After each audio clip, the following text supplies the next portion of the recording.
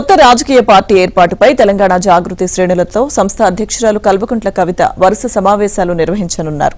ఇవాల్టి నుంచి శుక్రవారం వరకు ఉమ్మడి జిల్లాల వారీగా నాయకులు, కార్యకర్తలతో చర్చలు జరపనున్నారు.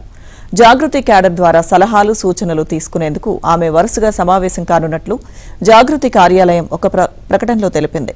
ఇక ఇవాళ ఉమ్మడి హైదరాబాద్, రంగారెడ్డి, మెదక్ జిల్లాల నాయకులు, కార్యకర్తలతో కవిత సమావేశమవుతారని పేర్కొంది.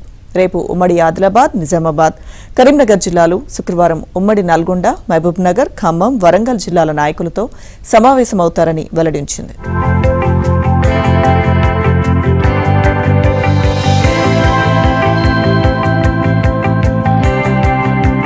సూచనలు తీసుకునేందుకు ఆమె వరుసగా సమావేశం కానున్నట్లు జాగృతి కార్యాలయం ఒక ప్రకటనలో తెలిపింది.